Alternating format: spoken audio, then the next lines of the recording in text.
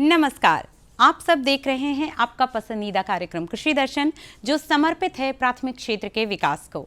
तो कार्यक्रम की कड़ी में आज भी हम बातें करेंगे नवीनतम तकनीकों की, उपकरणों की, कुछ नई जानकारियां, कुछ नए विशेषज्ञों से करवाएंगे आपको रूबरू। लेकिन सबसे पहले डालेंगे नजर अपने पहले सेगमेंट खबरें खेती की पर। नमस्कार दर्शकों, खबरें खेती की में आप सभी का स्वागत है। खबरों में आगे बढ़ने से पहले आइए डालते हैं मुख्य कृषि समाचारों पर एक नजर। आलू की फसलों को कुहासे में रखें सुरक्षित, सरसों की फसल को कीटों के प्रकोप से बचाएं, एवं पशुपालकों के लिए बेहद उपयोगी मिल्किंग मशीन। किसान भाई बहनों, यदि आप आलू के उत्पादन से जुड़े हैं तो इस मौसम में इसका खास ख्याल रखें। आलू की फसल पर कुहासे के कारण लीफ ब्लाइट के रोग से प्रकोप की संभावना बनी रहती है।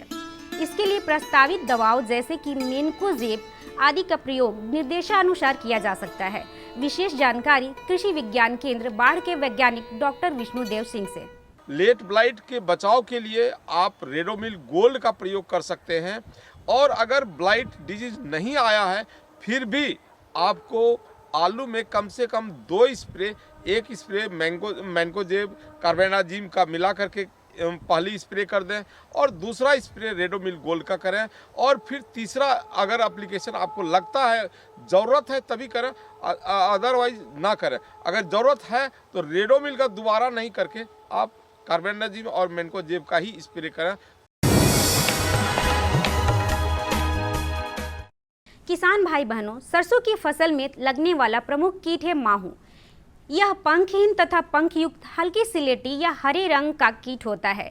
इस कीट के प्रौढ़ तथा शिशु पौधे के कोमल तनों, पत्तियों, फूल एवं नई फलियों के रस चूसते हैं।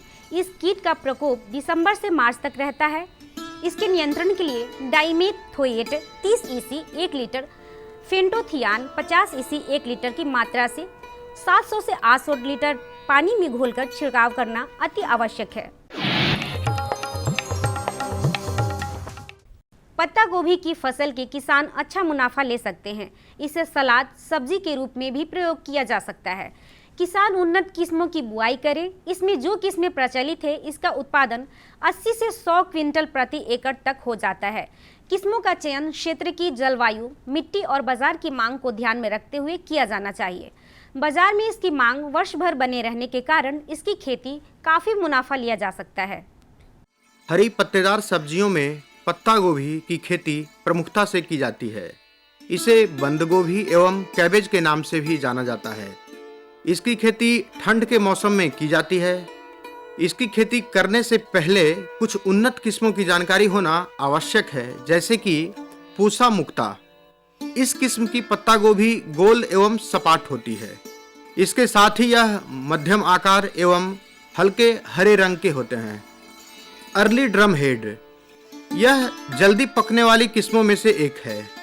इस किस्म की पत्ता गोभी चपटे एवं मध्यम से बड़े आकार के होते हैं। यह पत्ता गोभी की संकर किस्मों में से एक है। इस किस्म के फल आकार में गोल एवं सख्त होते हैं। रोपाई के 80 से 85 दिनों बाद फसल तैयार हो जाती है।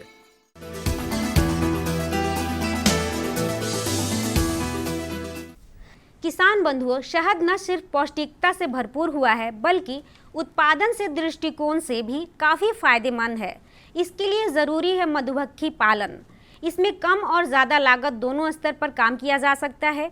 हालांकि इसमें थोड़ी सावधानियां ज़्यादा ज़रूरी होती है, लेकिन यह काफ़ी लाभकारी साबित हो सकता है। ऐसे ही एक प्रगतिशील और कर्मठ मधुमक्खी पालक हैं हिमांशु कुमार, जिन्होंने कम लागत से मधुमक्खी पालन का कार्य शुरू किया है और सफलता भी प्राप्त की है।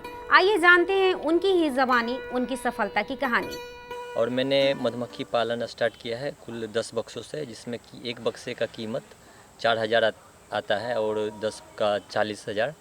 तो ये जो है जो सीजन है पूरा अभी स्टार्ट पूरा जनवरी से लेके मार्च तक जो चलेगा, इसमें अच्छा फ्लोरा रहता है, फूल रहता है, जिससे कि शहद तो अच्छा मिलता ही है और हम इसका डबल भी कर सकते हैं छत्ता को और बॉक्स में डबल हो जाएगा। तो इससे जो हम लगाए हैं 40,000 वो उससे हमको फिर रिटर्न हो जाता है हमको।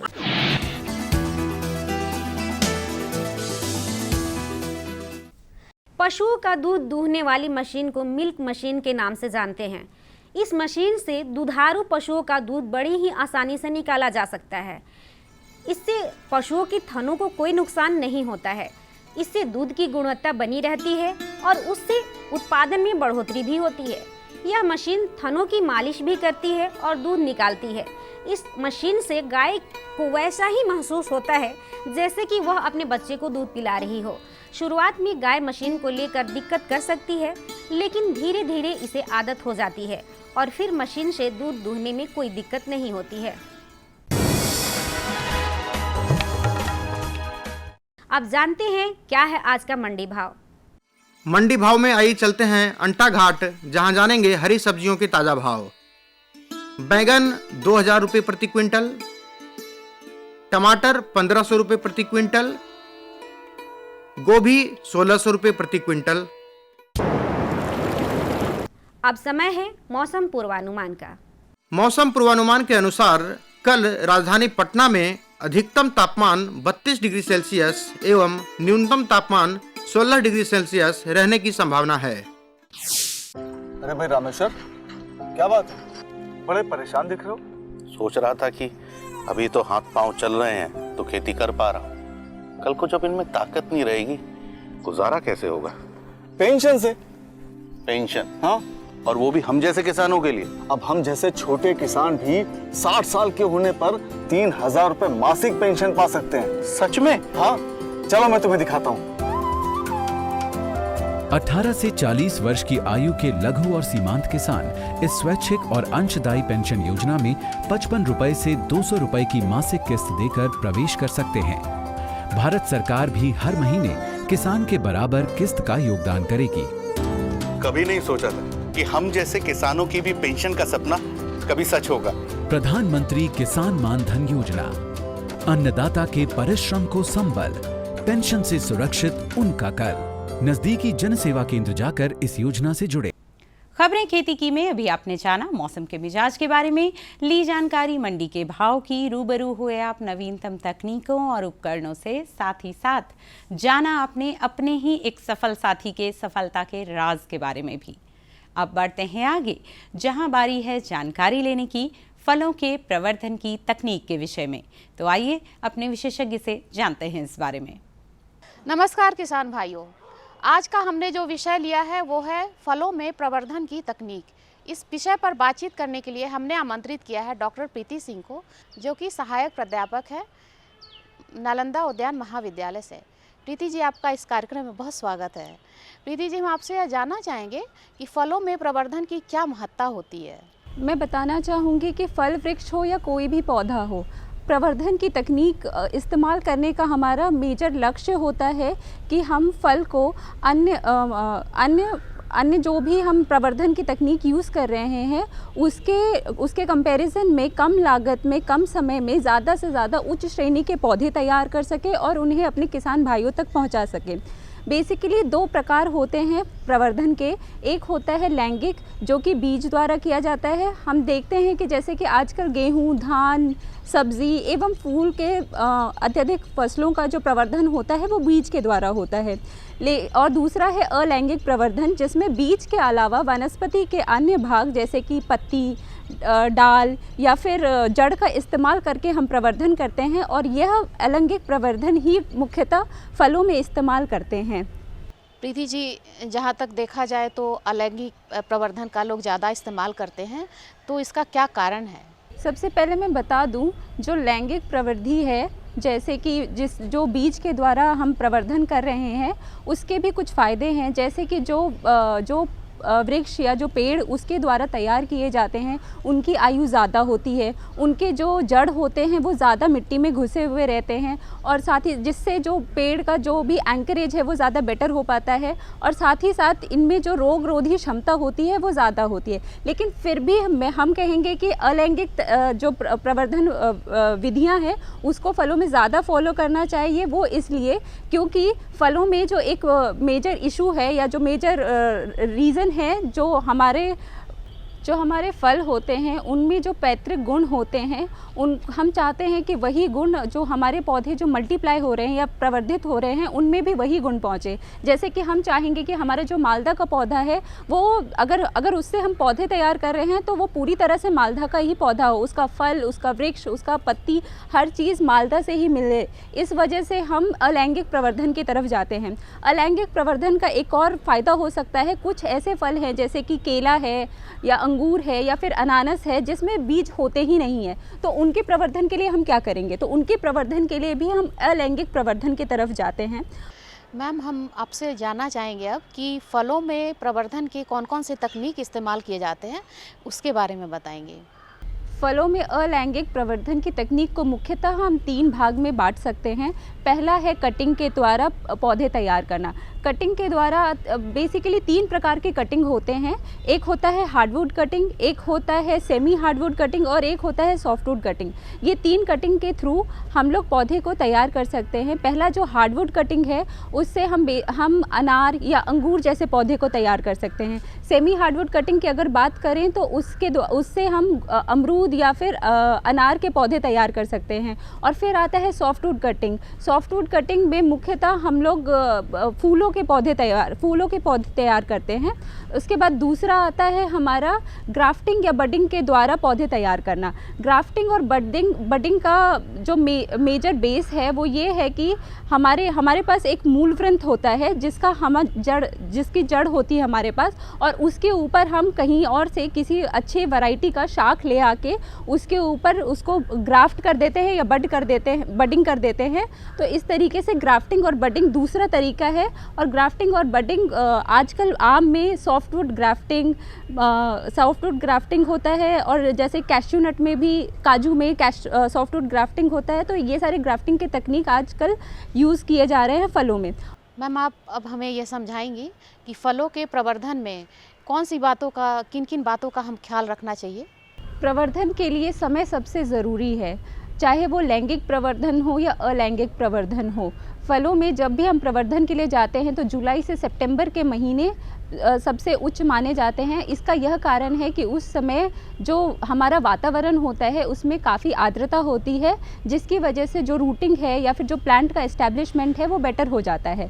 दूसरी जिस बात का ख्याल रख सकते हैं वो ये है, जैसे कि मैंने आपको बताया था कटिंग के बारे में, अगर कटिंग यूज़ कर रहे हैं तो उसके लिए रूटिंग पाउडर जो IBA है उसको यूज़ कर सकते हैं। रूटिंग पाउडर को यूज़ करने से क्या होगा, जो जिन टहनियों में मुश्किल से जड़ बनते हैं उसमें बहुत आसानी से जड़ बनेंगे, और इस तरीके से हमारा जो भी प्रवर्धन का कार्य है वो बहुत जल्दी तेज़ी में आगे बढ़ेगा। तीसरा हो सकता है, जब भी हम बडिंग और ग्राफ्टिंग के लिए जाते हैं तो बडिंग और ग्राफ्टिंग जब भी हम करते हैं तो उसके बाद हमें उसको एक पॉलीथीन से बांधना होता है। वो पॉलीथीन की मोटाई भी बहुत ज़रूरी है। अगर 200 गेज का पॉलीथीन है तो वो सबसे बेटर रहेगा उसको बांधने के लिए। और उसके बाद मैं आखिरी बात ये कहना चाहूँगी कि प्रवर्धन के लिए जाना बहुत ज़रूरी है, क्योंकि इसके बिना हम जो हमारे उच्च वैरायटीज़ है या उच्च जो भी क्रॉप है हम उसका प्रवर्धन पॉसिबल नहीं है। मैम, फलों के प्रवर्धन विषय पर आपने बहुत अच्छी जानकारी दी हमारे किसान भाइयों को, इसके लिए आपका बहुत बहुत शुक्रिया। प्रकृति गजब की ताकत है इसमें। बारिश की रिमझिम फुहारों को ही लीजिए, जब सही समय पर मिट्टी पर गिरें तो खेतों में किसान की मेहनत रंग लाती है।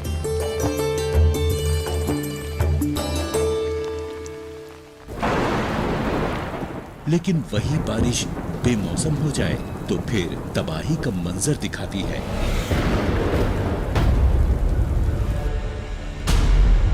लेकिन क्यों रहे किसान के घर की खुशियां प्रकृति पर निर्भर, जब बन सकता है वो आत्मनिर्भर।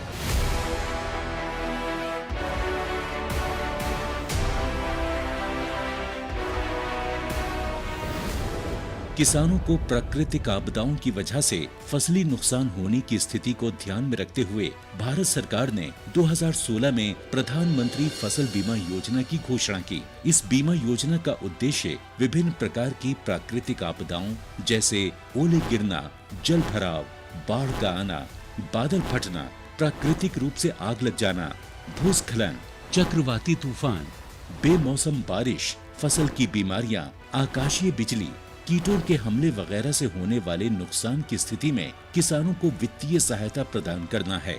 इस बीमा योजना के अंतर्गत फसल की विभिन्न अवस्थाओं को शामिल किया गया है, यानी पूरे फसल चक्र का सुरक्षा कवच। जिस दिन फसल काटकर खेत में सुखाने के लिए फैलाई, उसके अगले ही दिन मूसलाधार बारिश हो गई, सारी उपज बर्बाद हो गई। लेकिन ये तो अच्छा था कि मैंने फसल का बीमा करा रखा था, मैं नुकसान से बच गया और क्लेम की रकम भी मुझे आसानी से मिल गई। सारा भुगतान मेरे बैंक अकाउंट में हो गया। प्रधानमंत्री फसल बीमा योजना बहुत ही लाभकारी है और इसकी प्रक्रिया बहुत ही सरल है।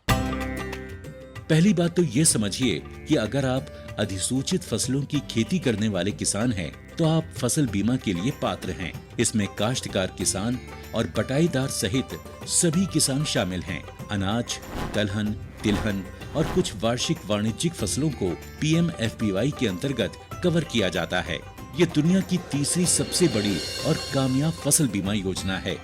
केंद्र सरकार और राज्य सरकारों के अलावा 18 बीमा कंपनियां, 540 बैंक तथा 45,000 जन सेवा केंद्र प्रधानमंत्री फसल बीमा योजना को किसानों तक पहुंचाने में कार्यरत हैं। इस योजना में प्रीमियम कम होने के कारण सभी स्तर के किसान इसका लाभ ले सकते हैं। खरीफ फसलों के लिए बीमित राशि का 2% प्रीमियम, रबी फसलों के लिए बीमित राशि का 1.5% प्रीमियम और बागवानी एवं वाणिज्यिक फसलों के लिए 5% प्रीमियम है।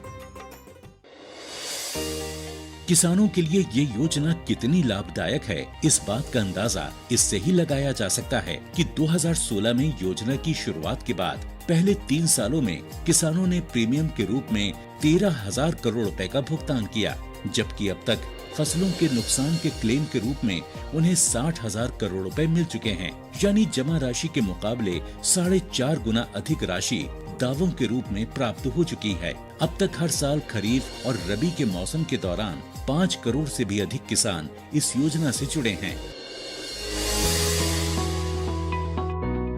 2020 के लिए बीमा कराने की प्रक्रिया शुरू हो चुकी है। पंजीकरण की कट ऑफ तिथि हर राज्य में अलग अलग तय होती है। अपने क्षेत्रों या गांवों की अधिसूचित फसलों की सूची, बीमित राशि एवं कट ऑफ तिथि की अधिक जानकारी के लिए आप निकटतम कृषि अधिकारी, जन सेवा केंद्र एवं बीमा कंपनी के प्रतिनिधि से संपर्क करें। www.pmfby.gov.in पर लॉगिन करके या फसल बीमा ऐप क्रॉप इंश्योरेंस ऐप का उपयोग करके अपनी फसल के नामांकन के लिए आवेदन किया जा सकता है। नामांकन के लिए इन दस्तावेजों की जरूरत होती है: नवीनतम आधार कार्ड, मोबाइल नंबर, बैंक खाता विवरण, भू अभिलेख दस्तावेज जिसमें जमीन के कागजात और राज्य सरकार द्वारा निर्देशित कोई भी अन्य दस्तावेज। कैसे मिलेगा फसल नुकसान होने पर दावे का भुगतान? PMFBY योजना में बीजों की बुआई से लेकर फसल कटाई के बाद सुखाने के उद्देश्य से खेतों में 14 दिनों तक फैलाई जाने वाली फसलों के पूरे फसल चक्र के दौरान जोखिम के कवर को प्रदान करता है। स्थानीय आपदा के कारण या अगर फसल कटाई के बाद बीमित फसलों को प्राकृतिक आपदा से नुकसान होता है, तो बीमित किसान को 72 घंटे के भीतर इसकी सूचना बीमा कंपनी, बैंक या फिर राज्य सरकार के अधिकारियों या बीमा कंपनी के टोल फ्री नंबर पर देना आवश्यक है। जोखिमों में उपज हानि का आकलन फसल कटाई प्रयोगों के आधार पर किया जाता है। आपदा के कारण हुए नुकसान पर किसान को बीमा कंपनी द्वारा क्लेम राशि का उचित भुगतान मिलता है। क्लेम राशि का भुगतान सीधे किसान के बैंक खाते में किया जाता है। शिकायत निवारण के लिए किसान बीमा कंपनी, निकटतम बैंक शाखा या ब्लॉक या जिला कृषि कार्यालय में संपर्क कर सकते हैं। वो अपनी शिकायतों के लिए जिला और राज्य स्तरीय शिकायत निवारण समिति तक भी पहुंच सकते हैं।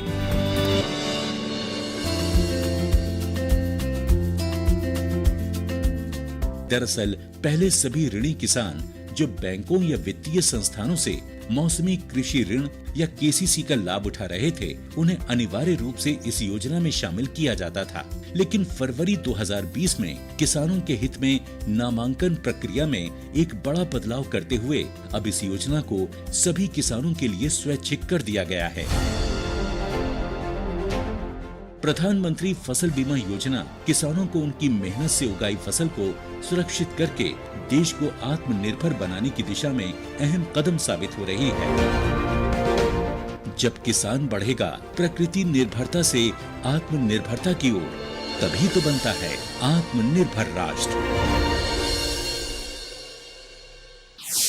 जानकारियों का सिलसिला थमा नहीं है। एक और भेंटवार्ता है बाकी, जिसमें हम अपने विशेषज्ञ से जानेंगे बछड़ों में होने वाले दस्त के कारण और उसके निवारण के विषय में। किसान बंधुओं नमस्कार। जब बछड़ा बार बार लूज मोशन करने लगे तो यह डायरिया होने का एक प्रमुख लक्षण है। इसे कभी भी मामूली बीमारी नहीं समझना चाहिए और तुरंत प्राथमिक उपचार से लेकर शुरुआत कर देनी चाहिए और ज़रूरत पड़े तो आपको पशु चिकित्सक से भी मिलनी चाहिए। जरा सी लापरवाही आपके बछड़े की जान ले सकता है।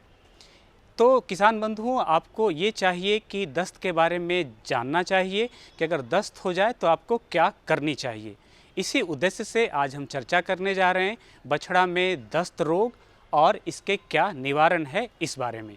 इस विषय पर और अधिक जानकारी देने के लिए आज हमारे साथ हैं बिहार वेटनरी कॉलेज पटना के associate professor doctor Sanjeev Kumar. Sir, आज के कार्यक्रम में मैं आपका बहुत बहुत स्वागत करता हूं और इस सवाल के साथ कार्यक्रम की शुरुआत करता हूं कि जैसे सर मैंने आपको कहा कि जब बार बार लूज मोशन होने लगे तो एक प्रमुख लक्षण है, इसके सिवाय भी कोई और भी लक्षण है डायरिया होने में? और दूसरी बात कि सर किन कारणों से, किन वजहों से बछड़ों में डायरिया हो जाता है?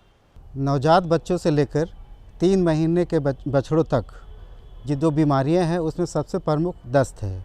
जब किसी बछड़े को दस्त हो जाता है तो उसके रख रखाव में जो समय लगता है, जो इलाज में जो खर्च होती है और जो बछड़े का शारीरिक विकास में जो बाधा पहुंचती है, उसके वजह से पशुपालक भाई को बहुत परेशानी होती है। कभी कभी स्थिति बहुत गंभीर हो जाती है और बछड़ों की मृत्यु भी हो सकती है। ऐसे में पशुपालक भाइयों को आर्थिक परेशानी से भी जूझना पड़ता है। जहाँ तक मृत्यु दर की सवाल है तो बछड़ों में जो मृत्यु दर है उसमें करीब 50 से 60% अकेला दस्त के कारण ही होता है। ऐसे में दस्त की संपूर्ण जानकारी का होना का महत्व अपने आप ही बढ़ जाता है। साल के किसी भी महीने में दस्त हो सकता है, मगर ये देखा गया है कि बारिश शुरू होने के बाद और ठंड के ख़त्म होने से पहले तक इसका प्रकोप ज़्यादा देखने को मिलता है। जब किसी बछड़े में पतला गोबर बिल्कुल पिचकारीवत होने लगे, बार बार गोबर का आना हो और गोबर में बदबू हो और गोबर के साथ खून, झाग या म्यूकस जैसे चीज़ें आने लगे, उसके पिछले पैर में, उसके पूँछ में बिल्कुल सना हुआ गोबर से दिखाई देने लगे और उसका बॉडी का जो टेम्परेचर है, तापमान गिर जाता है, उसका वज़न भी कम हो जाता है, उसकी शरीर के हड्डियों को आप गिन सकते हैं, उसकी आंखें धंस जाती हैं, आंखों से पानी आने लगता है, साथ साथ उसका बॉडी का जो तापमान गिरता है उसके वजह से उसके शरीर में कंपन हो जाती है और अत्यधिक कमजोरी हो जाती है, उसका चलना फिरना उसको मुश्किल हो जाता है। तो समझ लीजिए स्थिति गंभीर है। स्थिति की गंभीरता को पता लगाने के लिए एक सिंपल सा घरेलू टेस्ट भी कर सकते हैं पशुपालक भाई, जिसे हम लोग स्किन टेंट टेस्ट कहते हैं। इसमें करते ये हैं कि जो पीड़ित बछड़ा है उसके त्वचा को अपने उंगलियों से दबा के थोड़ा सा उठाते हैं और फिर छोड़ देते हैं। छोड़ने के 1-2 सेकंड के बाद ये त्वचा अपने सही जगह पे पहुंच जाता है जब बछड़ा समान होता है। लेकिन जब डिहाइड्रेशन का केस होता है तो इसको समान रूप में जाने में काफ़ी समय लगता है और अगर ये 5 सेकंड से ज़्यादा का समय लेता है तो समझ लीजिए कि स्थिति बहुत ही गंभीर है और आपको तुरंत ही पशु चिकित्सक से इसका इलाज करवाना चाहिए। जहाँ तक प्रश्न है इसके होने के कारकों में, तो इसके बहुत सारे वजह हैं जिससे बछड़ों में दस्त हो सकता है। सबसे पहले ये जानना ज़रूरी है कि जो गर्भ में पल रहा बछड़ा होता है वो बहुत ही प्रोटेक्टेड इन्वायरमेंट में होता है, लेकिन जैसे ही उसकी जन्म हो जाती है वो बहुत सारे चीज़ों से एक्सपोज हो जाता है। और एक और बात ज़रूरी ये है कि जो नवजात बच्चे होते हैं उनके अंदर रोग से लड़ने की क्षमता, रोग प्रतिरोधक क्षमता बिल्कुल नहीं के बराबर होती है, इसलिए बहुत आसानी से बीमारी को पिक कर लेते हैं। ऐसे में अगर रख रखाव की कमी हो जाए अगर उनको दूषित जल दूषित भोजन मिल जाए, ज़रूरत से ज़्यादा भोजन दे दिया जाए, सड़ा बासी अगर खाना दे दिया जाए, या मौसम का बहुत परिवर्तन हो, अत्यधिक गर्मी हो या अत्यधिक ठंड हो, या ऐसे जगह पे जहाँ पे तय संख्या से ज़्यादा बछड़ों को रखा जा रहा है तो आसानी से दस्त से ग्रसित हो जाते हैं। इसके साथ साथ कुछ संक्रमण है जिसमें सूक्ष्मजीव जो माइक्रोब्स है वो जिम्मेवार होते हैं, खासकर जो वायरसेस होते हैं, बैक्टीरिया होते हैं, फंगस होते हैं, पैरासाइट्स होते हैं, प्रोटोजोआ होते हैं, जिसमें प्रमुख है ई कोलाई, कॉक्सीडिया है, साल्मोनेला है, क्लोस्ट्रीडियम है, रोटा वायरस है, कैल्सी वायरस है, एफ्लाटॉक्सिन्स है, एम्फिस्टोम्स है, क्रिप्टोस्पोरिडियोसिस है। ये कुछ ऐसे सूक्ष्म जीव हैं जिससे दस्त हो जाते हैं। सर, बछड़ों में 60% मृत्यु दस्त के कारण होता है, इससे इसकी गंभीरता पता चलती है। सर, आगे मैं आपसे एक सवाल ये लेना चाह रहा हूँ कि सर, जब दस्त हो जाए तो प्राथमिक तौर पे किसान क्या करे और किन परिस्थितियों में उसे पशु चिकित्सक से संपर्क करना चाहिए? चूँकि ये बीमारी नवजात बछड़ों में ज़्यादा देखने को मिलती है और जैसा मैंने आपसे बताया कि नवजात बछड़ों में रोग से लड़ने की क्षमता कम होती है, इसलिए जहाँ तक इसकी बचाव की बात है, सबसे ज़रूरी है कि उसके शरीर में रोग प्रतिरोध क्षमता बढ़ाने का है। इसके लिए सबसे सरल उपाय ये है कि जो माँ का पहला दूध होता है, जो काढ़ा पीला जिसे कोलेस्ट्रम कहते हैं, उसको 48 से 72 घंटे के अंदर बछड़े को जरूर पिलाएं। उससे रोग से लड़ने की क्षमता बढ़ जाती है। दूसरी ज़रूरी बात यह है कि जहाँ पे बछड़े को रखा जाता है वो वातावरण बिल्कुल स्वच्छ एवं साफ़ होना चाहिए, और जो आप उसको खाना प्रोवाइड करते हैं, जो पानी उसको देते हैं, वो बिल्कुल शुद्ध होना चाहिए। कभी भी सड़ा बासी खाना या दूषित जल को उनको नहीं देना चाहिए, और जो जहाँ पे आप जानवर को रखते हैं वहाँ पे बिल्कुल तय संख्या में ही रखिए। ज़रूरत से ज़्यादा बछड़ों के एक साथ बिल्कुल ही नहीं रखना चाहिए। सर, चूँकि समय थोड़ा कम है तो मैं चाहूँगा कि दस्त से बचाव के लिए आप क्या सुझाव दे सकते हैं हमारे किसानों को? मौसम के होने वाले जो परिवर्तन है, जो अत्यधिक गर्मी या अत्यधिक ठंड के वजह से जो जानवरों में स्ट्रेस पड़ता है, उसको बचाना बहुत ज़रूरी है। यानी जहाँ पे आप अपने बछड़े को रख रहे हैं, उसकी रख रखाव कर रहे हैं, उस एरिया को स्वच्छ के साथ साथ उसका टेम्परेचर को भी कंट्रोल करके रखना होगा। जानवर को बिल्कुल स्ट्रेस फ्री रखना होगा, और जैसा कि मैंने बताया कि हर्ड का जो स्ट्रेंथ है वो बहुत ज़्यादा नहीं होना चाहिए। बहुत ज़्यादा होने के बाद भी जानवरों में स्ट्रेस होती है और उससे वो बीमार पड़ते हैं। सर, दस्त रोग में हमारे किसानों को क्या सावधानी बरतनी चाहिए और किस तरह वो अपने पशुओं का बचाव कर सकते हैं, इसके बारे में आपने बहुत ही विस्तार से और बहुत ही उपयोगी जानकारी दी। इसके लिए बहुत बहुत धन्यवाद। आशा करते हैं कि आप इन जानकारियों का पूरा लाभ ले पाएंगे। आपका विकास हमारा प्रथम उद्देश्य है। ऐसी ही और भी जानकारियों के साथ होंगे आपसे रूबरू कार्यक्रम की अगली कड़ी में। जुड़े रहिए इस कार्यक्रम से इसी समय इसी चैनल पर। फिर होगी आपसे मुलाकात। तब तक रखिए अपना और अपनों का ख्याल और दीजिए इजाज़त। नमस्कार।